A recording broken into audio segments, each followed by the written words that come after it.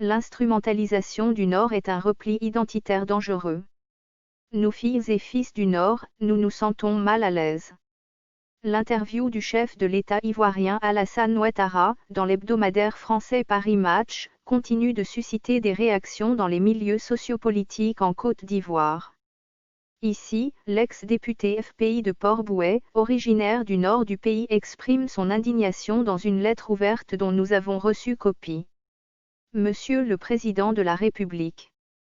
Pour la 3e fois depuis vos mandatures respectives, je viens m'adresser à vous, toujours en tant que fille du Nord et musulmane, car je ne puis rester plus longtemps indifférente à l'extrême gravité de vos propos communautaristes tenus lors de votre interview dans le journal français Paris Match.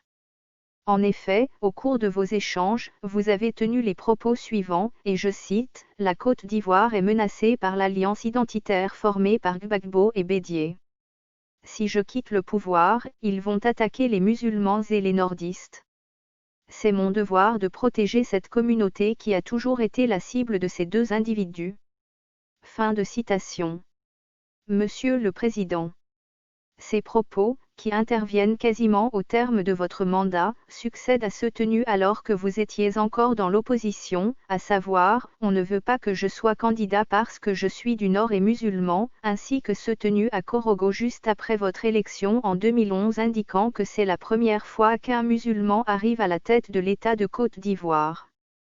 Dans la même veine, une année après votre accession à la magistrature suprême, en janvier 2012, en réponse à une question du journal français L'Express relative à la nomination exclusive des nordistes au poste clé de l'administration, vous indiquiez qu'il s'agissait d'un simple rattrapage car sous Gbagbo, les communautés du Nord, soit 40% de la population, étaient exclues des postes de responsabilité.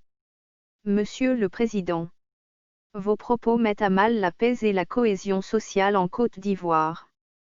Pourtant, c'est bien vous qui avez prôné le « vivre ensemble » comme slogan de campagne en 2010, lors des élections présidentielles.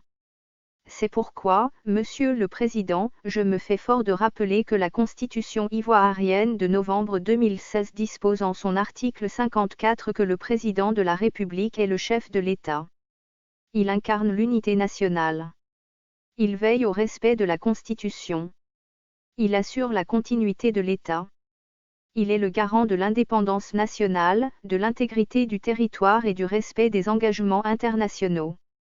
Elle précise, par ailleurs, en son article 4, que tous les Ivoiriens naissent et demeurent libres et égaux en droit. Nul ne peut être privilégié ou discriminé en raison de sa race, de son ethnie, de son clan, de sa tribu, de sa couleur de peau, de son sexe, de sa région, de son origine sociale, de sa religion ou croyance, de son opinion, de sa fortune, de sa différence de culture ou de langue, de sa situation sociale ou de son état physique ou mental. Publicité. C'est-à-dire que, Monsieur le Président, vous représentez le père de la population ivoirienne tout entière, sans distinction aucune, le garant de l'unité nationale, le principal artisan de la construction de la nation ivoirienne. Monsieur le Président. La Côte d'Ivoire est constituée d'une mosaïque de plus d'une soixantaine d'ethnies et une forte communauté étrangère qui aspire à une coexistence pacifique. En prônant le communautarisme dans vos discours politiques depuis plusieurs années, nous filles et fils du Nord, nous nous sentons mal à l'aise, stigmatisés et même exposés. L'instrumentalisation de la communauté du Nord est un repli identitaire grave et dangereux pour l'environnement politique du moment marqué par les élections à venir.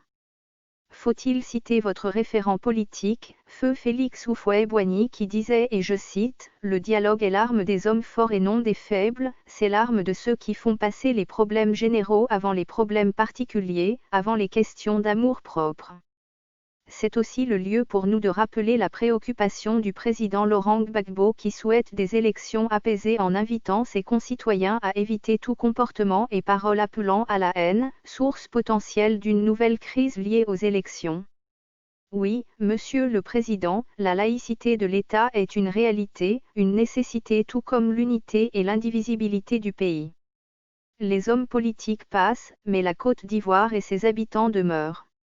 Nous, communauté du Nord, voulons vivre dans un climat harmonieux et paisible avec tous nos concitoyens dans leur diversité, dans un pays véritablement réconcilié. C'est pourquoi, Monsieur le Président, j'en appelle à vos devoirs régaliens de premier magistrat du pays, afin de favoriser le dialogue, la réconciliation, la cohésion sociale et l'unité nationale telle qu'inspirée par notre Constitution, sans aucune forme de discrimination. J'en appelle également aux communautés du Nord, afin qu'elles s'inscrivent dans la construction d'une nation forte et solidaire, plutôt qu'une tribu. La République est un régime politique qui propose des valeurs, celles-ci relevant de la morale ou de l'éthique. Elle fédère et intègre. Elle ne divise pas et doit plutôt privilégier l'intérêt national. Monsieur le Président, garant moral de l'unité de la nation, notre pays est à la croisée des chemins. En tant que fille du Nord et musulmane, je vous invite humblement à être cet homme fort, qui va marquer ces moments cruciaux de notre pays de son empreinte.